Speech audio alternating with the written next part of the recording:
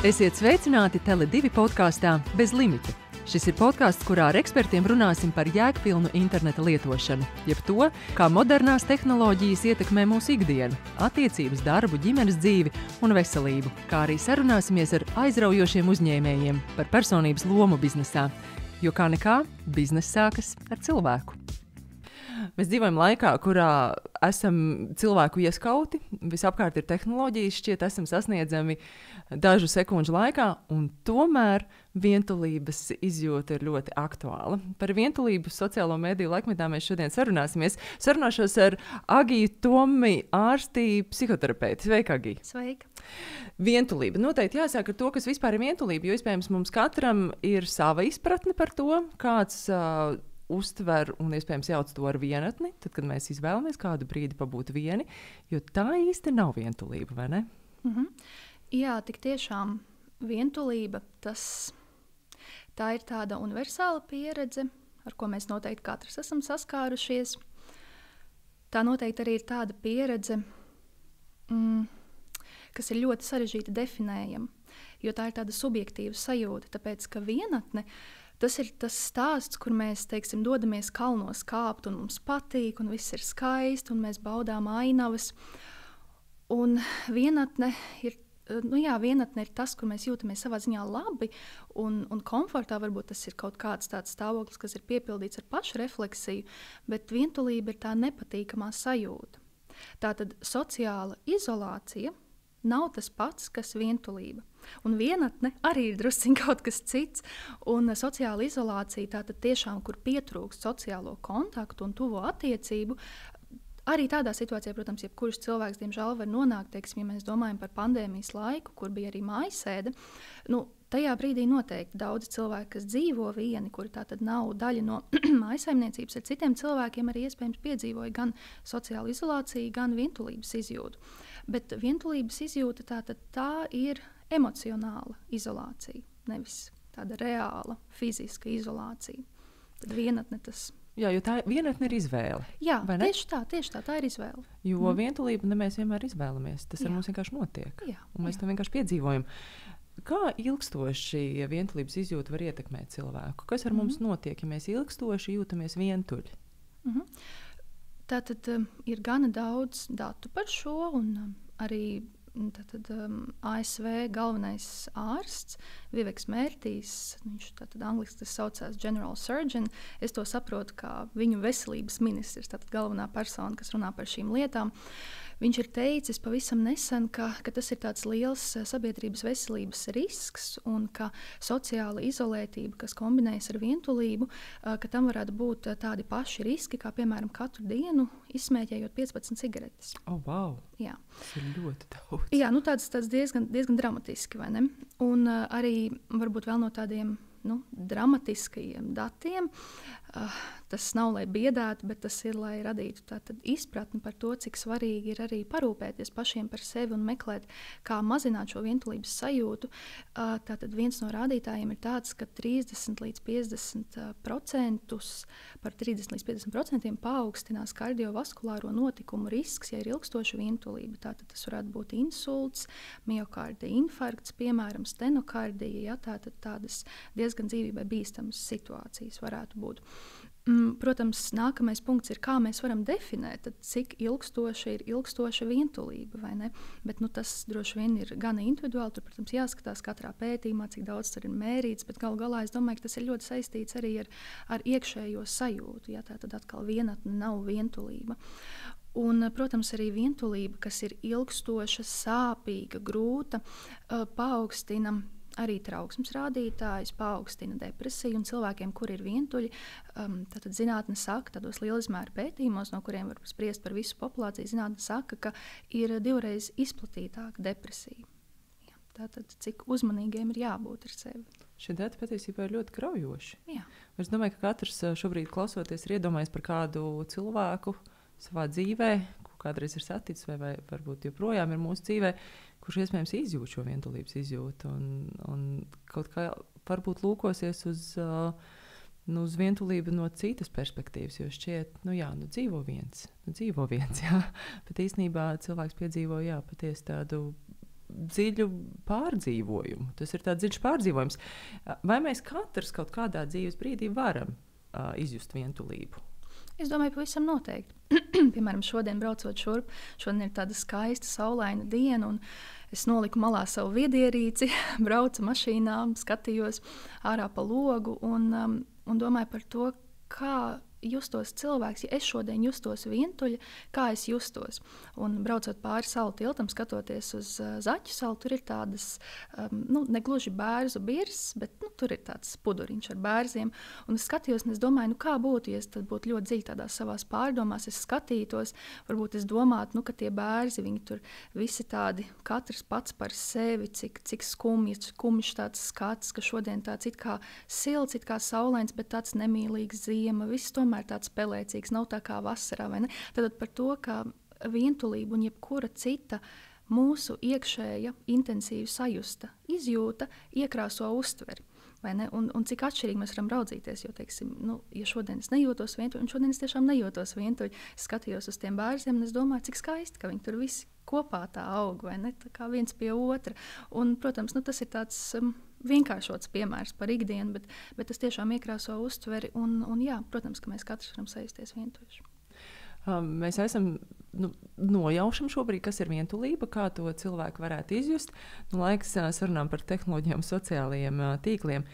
Kopumā sociālie tīkli un tehnoloģijas, šķiet, mēs taču visu laiku esam kaut kādā kontaktā viens ar otru, atliek atvērt kādu lietotni, un tur es redzu ļoti daudz cilvēku, viņi smējas, dalās ar saviem dzīves notikumiem, piedzīvojumiem, kāds dejo, kāds dzied. Mēs it kā esam kontaktā. Vai sociālie tīkli un tehnoloģijas mūs satuvina, vai tomēr attālina vienu no otru? Jo noteikti varēs redzējis, kā pāri sēž vai ģimene sēž kafejnīcā un katrs ir savā viedierīcē. Jā, tas īstenībā ir ļoti labs piemērs, ko tu piemini, jo iedomāsimies, kas notiek, kad mēs, teiksim, ar draugu kompāniju aizejam uz kādu restorānu. Varbūt tā ir draugu kompānija, kur viens otru pazīst, un viņi jau zina, ka ir jāvienojas, ka telefons stāvēs, teiksim, galda vidū, un tas, kurš pirmais pieskarsies, tur apmaksās rēķinu, vai varbūt kāds cits sots, ja tas ir tas, kas strādā, vai vienkārši ir vispusēja vienošanās, ka tās viedierīces tik noliktas malā, bet varbūt tā ir citādāka kompānija, kura ir gan relaksēta par šo jautājumu, un teiksim, varbūt pirmais, kurš ieskatās tālrunī, varbūt kāds jau atnāk jau ar viedierīci, jau tātad skatoties, kaut ko sarakstoties, darot, bet varbūt tātad viedierīces ir noliktas, visi sēž, pirmais, kurš pieskaras telefonam, saka, es atvainojos, man jāatbild uz ziņu, vai jāatbild uz zvanu, es aiziešu, vai tepat kaut ko dara.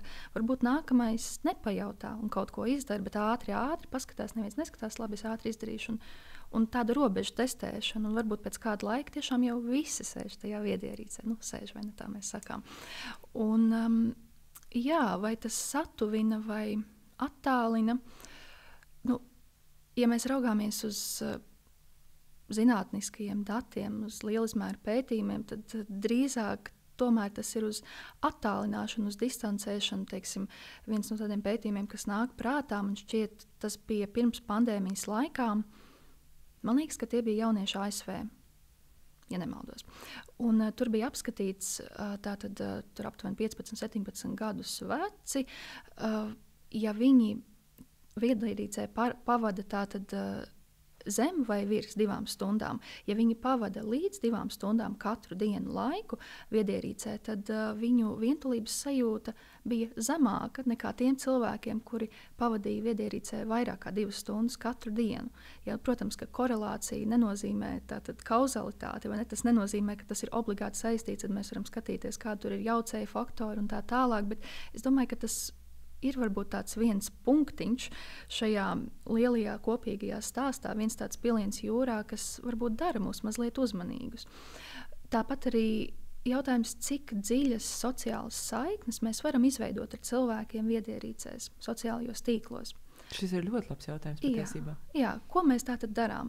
Vai tie ir tādi, un tas ir bez nosodījuma, bet vai tie ir tādi saklāki vai dziļāki kontakti? Vai ja mēs paņemam rokās savu viedierīci un, teiksim, izmantojam Instagram, TikTok, varbūt veidojam kaut kādu saturu savam priekam, vai varbūt mēs strādājam, kāda tā tad veidojas tā saikne ar citiem cilvēkiem? kā mēs viņiem atbildam. Vai tas ir paldies par komplimentu, vai mēs komplimentējam viņus, vai varbūt kāds uzdod kādu dziļāku jautājumu, piemēram, Instagramā storijā. Vai mēs atbildam dziļi mūsu draugam, vai mēs pasmejamies. Ja tā, tad tas jau veido to kopumu, kur ir tie cilvēki, ar kuriem mēs uzturam šo emocionāli dziļo saikni. Ja? Piemēram, es domāju arī par cilvēkiem, kas šeit tāda bieža lieta viens otram sūta, tur tiktokus, visādus jociņus, un iespējams, ka tā ir viņa vienīgā komunikācija, bet kad viņi satiekas klātienē, tad tās sarunas ir dziļas, izjustas, emocionāli tuvas. Bet, protams, ir arī otrādi. Ir arī tā, ka reizēm ir vieglāk satuvināties sociālā tīklā, aiz tādas sociālas maskas, burtiski, un tad klātienē kaut kā ir grūtāk. Man šķiet, ka sociālai tīkli ir palīdzoši cilvēkiem, kuriem klātienē ir kaut kāda iemesla dēļ grūti veidot tuvas saites, atkailināties, iedzīvināt savu emocionālo pasauli, atklāt sevi. Vai iespējams nav tādu savu tuvo loka? Jā, pavisam noteikti. Ir atsvešinātība no ģimenes, iespējams, jo ir šādas cilvēku pieredzes, un tad vienīgā iespēja tu vari sarunāties ar svešiniekiem internetā. Jā, tas, ko mēs zinām, ka vientulības sajūtu veicinoši faktori ir dažādi stresori. Gan tātad grūti sarežģīti dzīves notikumi, gan arī skaistas lietas, kāzas, izlaidumi, jo tas īstenībā ir dzīves stress. Un tāpat, piemēram, pārvākšanās. Varbūt tas ir jaunietis, kas ilgi ir gaidījis, visu vidusskolu gaidījis, beidzot pārvākšos uz ārzemēm, beidzot būšu prom no vecākiem. Bet šis cilvēks pārvācas un iespējams izjūt diezgan krasu vientulības sajūtu. Un tad iespējams, ka sociālai tīkli ir vienīgais veids, kā veidot to tuvo saikni gan ar ģimeni, kas ir palikusi mājās, gan arī ar draugiem, kas varbūt katrs ir savā valstī. Protams, jā, tā kā ir, es domāju, dažādas situācijas. Tas iespējams arī izskaidro, kāpēc jaunās māmiņas ļoti labprāt komunicē sociālajos mēdījos viena ar otru vai dalās ar savām dzīves pieredzēm, kā viņām iet ar bērniņu audzināšanu, jo iespējams ir piedzimis bērniņš un tu esi kaut kā savā burbulī. Tu vairs neesi tai kopējā draugu, kur viss skrien, kaut ko piedzīvo, jā, tev ir cits ritms šobrīd. Jā, un šķiet, ka tas ir tas veiksmīgais stāsts, kur jaunā māmiņa atrod iespēju tātad sasaistīties ar citiem cilvēkiem, kuri iet cauri līdzīgām pieredzēm. Taču varbūt otra medaļas puse ir tā, kur sociālos tīklos cilvēki dalās ar to iespējams mazliet maskēto un uzfrišināto dzīves versiju. Jo kā jūtas jaunā māmiņa, kurā iespējams saskars ar pēcdzemdību depresiju vai pat arī traucējumiem, kas nesasniedz tādu, teiksim, diagnozes klasifikācijas slieksni, bet vienkārši ir grūti, jo es domāju, katram ir grūti tajā sākumā, vismaz kaut kādā mērā, ir kaut kam jāpielāgojas, ir ar kaut ko jāsadzīvo. Un kā viņi jūtas, ka viņi redz, teiksim, slavenības, kuras dalās ar to, cik ātri mainās viņu ķermeņi, kā viņas atlec atpakaļ iepriekšējā izskatā, piemēram, ja tas tāds viens trends, vai cik viegli ir audzināt un tur vannošanas katra vakara tur ainiņas, un viss it kā ir skaisti, un tur perfektā vakara rutīna, kas aizņem 2,5 stundas, bērniņš perfekti guļ. Viss ir bēžā krāsā. Jā, perfekti, jā, viss fantastiski izcili, vai ne visi šie hiperbolvārdi, kas varētu to aprakstīt. Jā, tieši tā. Jā, es patiesībā nesen uzzināju tādu terminu kā bēžu mamma. Jā. Tas ir tāds, ka viss ir bēžos, tādos pasteļtonīšos, un viss mums ir saskaņots, un mēs dzīvojam šo perfekto interneta dzīvi. Jā, lai gan patiesībā jau mēs dzīvojam visi vienkārši parastu dzīvi. Jā, tik parādam tādus spilgtākos savas dzīves mirkļus. Vai ir kāda konkrēta cilvēku grupa, kas ir vairāk pakļauta vientulības izjūtai? Tātad ir zināms, ka grūtāk ir jauniem cilvēkiem, principā dažkārt tiek minēts līdz 18 gadu vecumam, dažkārt līdz 30. Tad mēs varam diskutēt, cik ilgi cilvēks ir pusaudzis. Neirozinātnes mums saka, ka vismaz līdz 25 gadu vecumam, kamēr nobriest prefrontālā garoziem. Tātad arī tas tā interesanti ir. Un otra grupa, kurai ir mazliet sarežģītāk ar vientulību, ir cilvēki pēc 65 gadu vecuma. Un tad arī mēs varam domāt par dažādiem faktoriem, kas to varētu ietekmēt. Arī, ja piemēram tas ir pusaudzis, jaunietis, tā ir kopumā dzīves attīstības krīze. Normāla situācija, bet tomēr krīze. Faktiski arī identitātes krīze, kur ir jāatbild uz šo ārkārtīgi sarežģīto jautājumu, kur iespējams mēs turpinām pēc tam atbildēt visu dzīvi, kas es esmu, kas es gribu būt, kāds es esmu cilvēks. Un arī otrs punkts ir tātad atdalīties no izcelsmes ģimenes.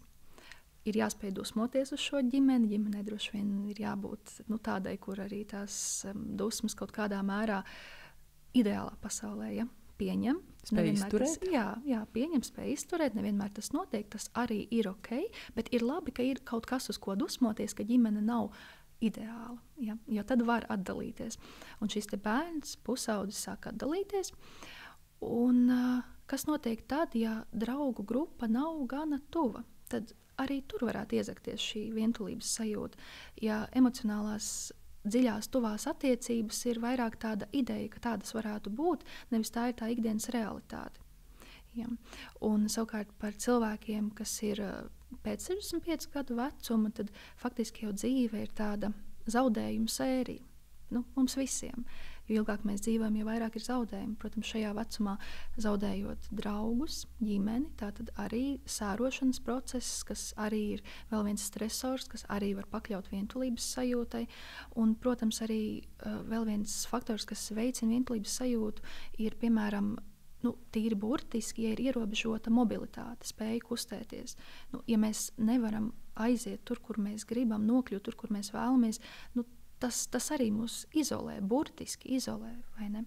Tāpat kā, piemēram, mājasēdes laikā, ko es jau sākumā pieminēju.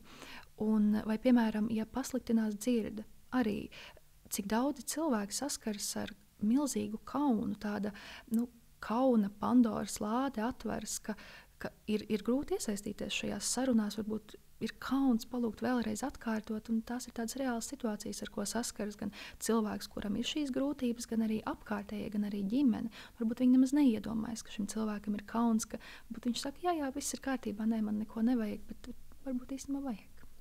Vai ir kādi digitāli rīki vai lietotnes vai kāds tehnoloģija veids, kas var palīdzēt pārvarēt vientulības izjūtu? Piemēram, domājot par senioriem. Man šķiet, jau parādās pirmie tādi arī nopietni pētījumi par mākslīgā intelekta un teksta mākslīgā intelekta programmām, kas varbūt iespējams kaut kādā ziņā noderīgs, ka seniors var sarunāties. Ja? Nedomāju, ka tā ir Latvijas realitāte vēl, bet varbūt ir kaut kas, kas var palīdzēt kaut kā mazināt šo vientulības sajūtu. Interesanti, ka tu piemini mākslīgo intelektu, jo šķiet, ka tā ir tāda situācija, kas arvien biežāk parādās, ko reizēm stāsta pacienti, reizēm var lasīt formos, redzēt sociālos tīklos, ka cilvēki arvien vairāk paralēli terapijai kaut kur ienes ideju par to pašu ChatGPT. Tātad ir kaut kas, par ko ir grūti terapijā, ko var pajautāt mākslīgajam intelektam. Vai arī, piemēram, pietrūkst ar to terapijas frekvenci, kas ir reizi nedēļā 45 minūtes, piemēram, vientulības sajūtas dēļ, un gribas kaut kā vēl to paturpināt, vai kaut vai noskaidrot, kā vispār šī terapija strādā, kāpēc man terapeits jautā to, ko jautā, varbūt to ir grūti pajautāt terapeitam dzīvē klātienē, vai ne?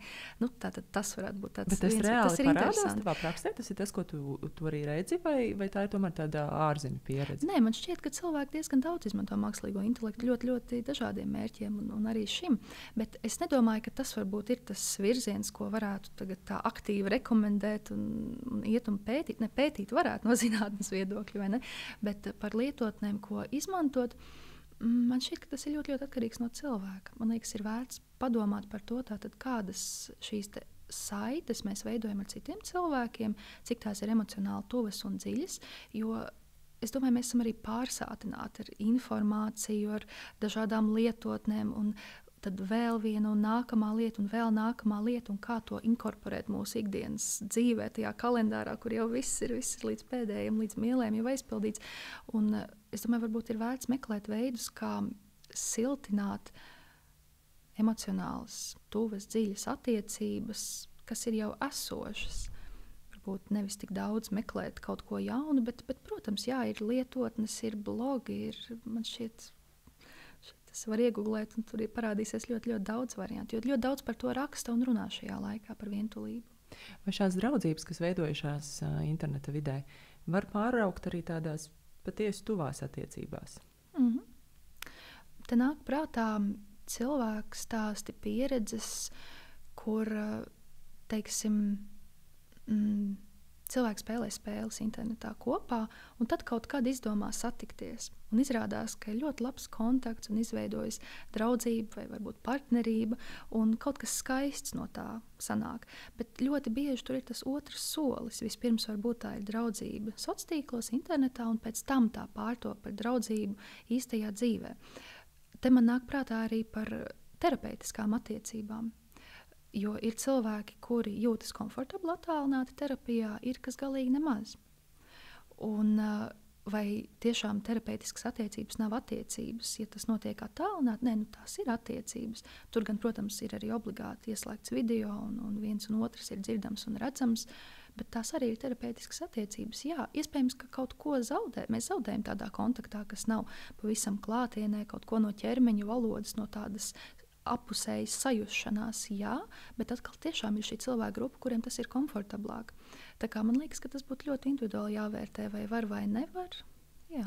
Kas ir varbūt tie šķēršļi, ar kuriem mēs varam saskarties, tad, kad mēs mēģinām veidot attiecības interneta vidē? Kas ir šie sociālie mēdīji vai kādi fórumi, kuros mēs piedalāmies?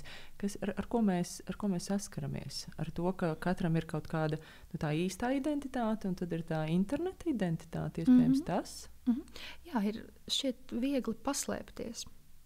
Arī te varētu jautāt, kas ir tās lietotnes, tie portāli, kurus mēs apmeklējam, vai, piemēram, mēs dodamies uz platformu X, un ja mēs tur dodamies, un tad, teiksim, saņemam kaut kādu nesevišķi tādu, iespējams, cieņpilnu komunikāciju, un varbūt izveidojas kāds konflikts interneta vidē, un tad pēc tam mēs to atceramies, un iespējams sūdzamies, ka tā sanāca, bet savā ziņā jau to varētu prognozēt, ka tā notiks. Katrai lietotnei ir kaut kāda sava konotācija, kur varbūt platformā X cilvēki diezgan bieži dodas, lai ieraudzītu kaut kādu tādu strīdu risinājumu savā ziņā, lai ieraudzītu kaut vai no malas kaut kādu agresiju. Tas arī varētu būt par dusmu izpaušanu, tas arī varētu būt savā ziņā viens no veidiem, kā izpaust dusmas. Tātad es palasu, teiksim, kādu strīdu, kas kaut kur notiek, strīdu vai tādu aktīvu diskusiju, vai ne?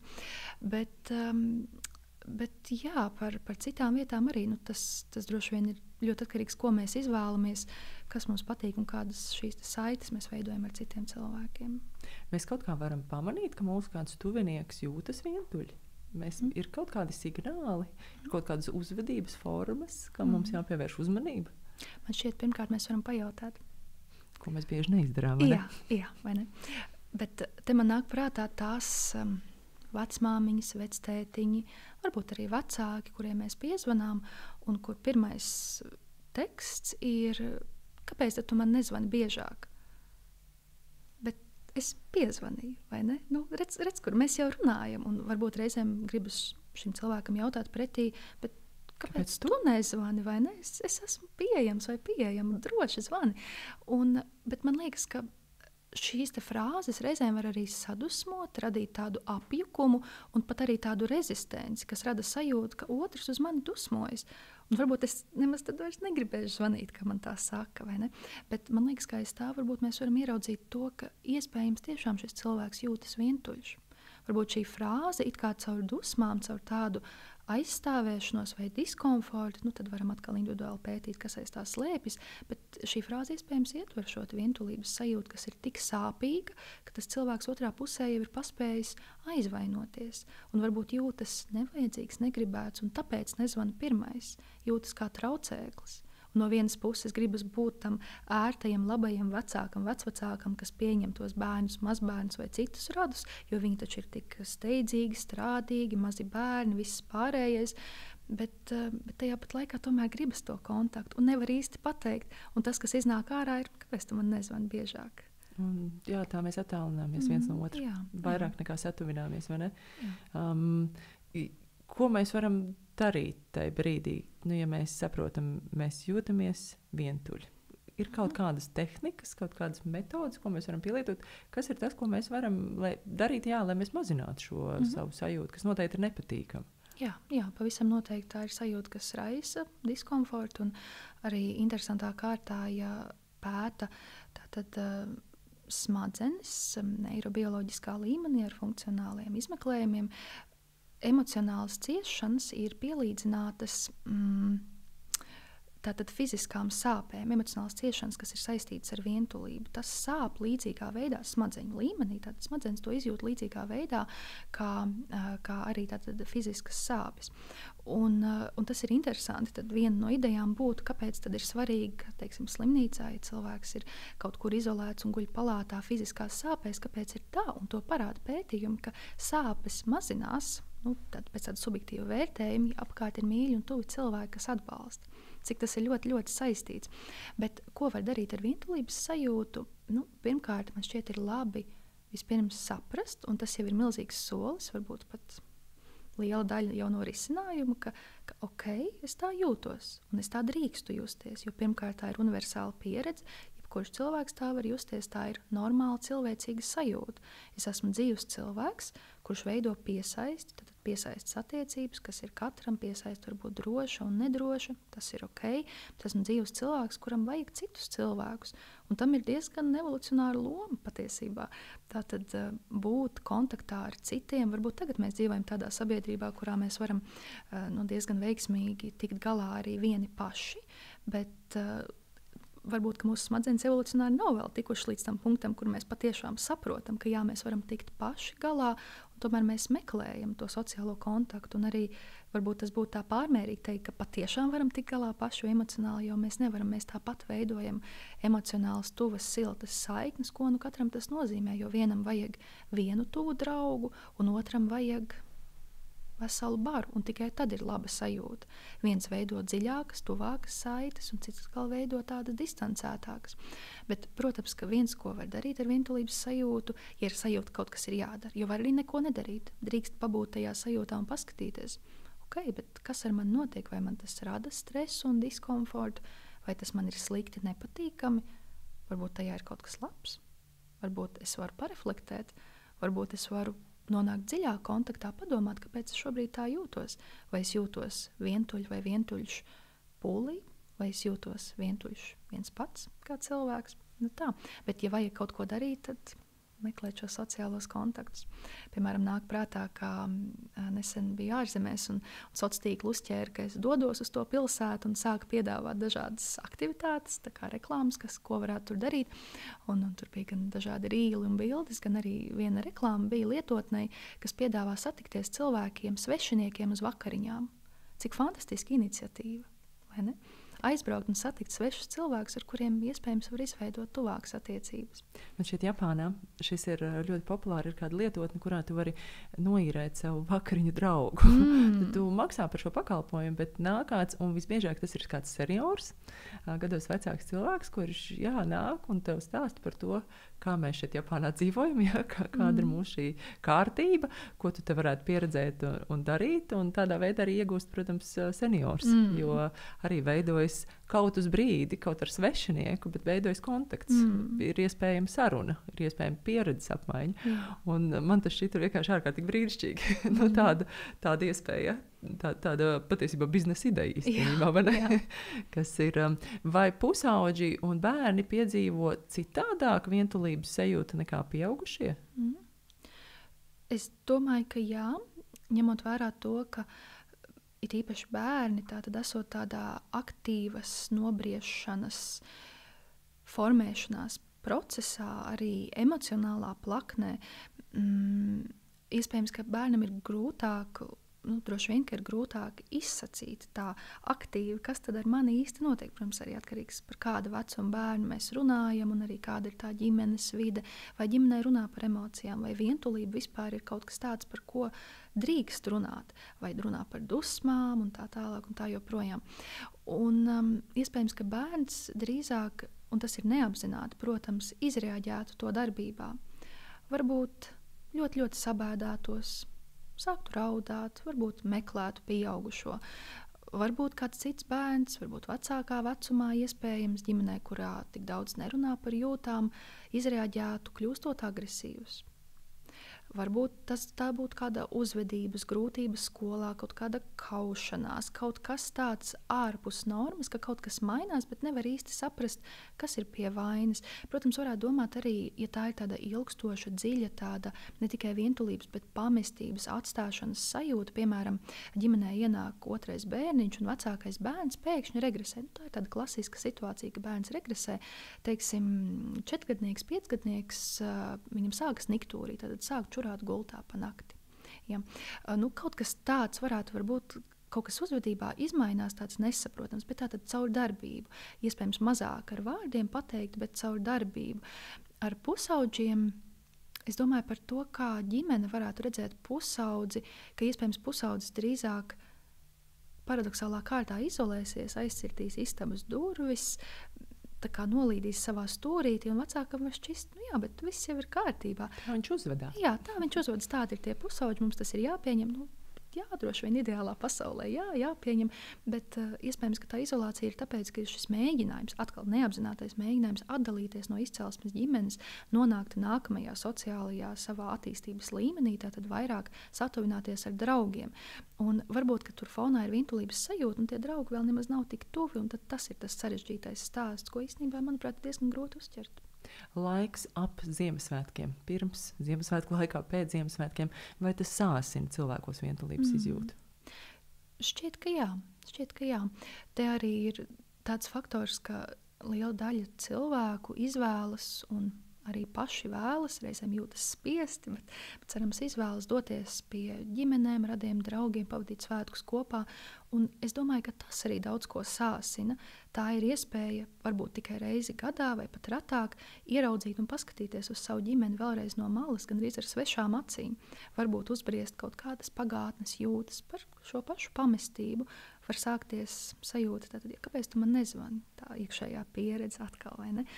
Un, protams, daļa cilvēku arī, kuri nevēlas pavadīt svētkus kopā ar citiem, un reizēm ir tā, ka cilvēks nevēlas braukt pie ģimenes, satikt draugus, radus, bet vienlaicīgi jūtas vientuļš, un tas, man liekas, ir sarežģīti. Un tātad, jā, droši vien, ka svētki var šo sāsināt, bet es gribētu teikt, ka tas ir ok. Mēs drīkstam tā justies, mēs drīkstam justies vientuļi. Tā grūtība droši vien un sarežģījums ir tajā brīdī, ja tā sajūta persistē, tā sajūta turpinās, ir grūti panesama, nepārvarama. Mana māsa dzīvo Londonā jau ļoti ilgus gadus, šķiet 15 būs. Un tas, ko es no viņas esmu dzirdējusi, viņa saka, kā reizēm, te ir tūkstošiem, pat miljoniem cilvēku apkārt, bet ir tā sajūta, ka tu esi viens. Ja? Ka mēs varam arī justies vientuļi milzīgā pūlī. Vai līdzās arī saviem tuviniekiem. Tā patiesi var būt. Jā, pavisam noteikti. Jā. Jo tas vientulības sajūta nedefinē tas, cik daudz apkārt ir cilvēku, bet cik dziļas un tuvas ir šīs attiecības. Paldies tev par šo sarunu. Es domāju, ka mums katram ir par ko padomāt. Ja? Kā mēs paši jūtamies un kāds ir šis laiks ap Ziemassvētkiem, ja? Kā mēs to tveram. Cik dziļas un tādas patiesas un autentiskas attiecības mēs patiesībā dzīvē veidojam. Un ko mums darīt vai ko mēs varētu darīt, ja šādas attiecības neveidojas? Jo iespējas patiesi ir. Šī tāda sevis iepazīšana, lūkošanās sevi, kāpēc tā notiek. Jo patiesībā, kā tu saki, mēs jau esam sociālas būtnes. Jā. Mēs vēlamies attiecības, mēs vēlamies ciešu, patiesu draudzību, sirsnīgu mīlestību. Un, vientulības izjūta, tā reizēm piemeklē mums visus. Jā, precīzi. Tā vienkārši ir. Paldies tev par šo sarunu. Paldies arī jums, ka klausījāties. Iespējams, šī saruna mudinās kādam piezvanīt. Nevar zināt. Varbūt to noklausoties patiesi pacelsiet savu telefonu, uzspiedīsiet numuru un piezvanīsiet kādam, ar kuru sen esat sarunājušies. Bet mēs tiekamies nākamajā reizē.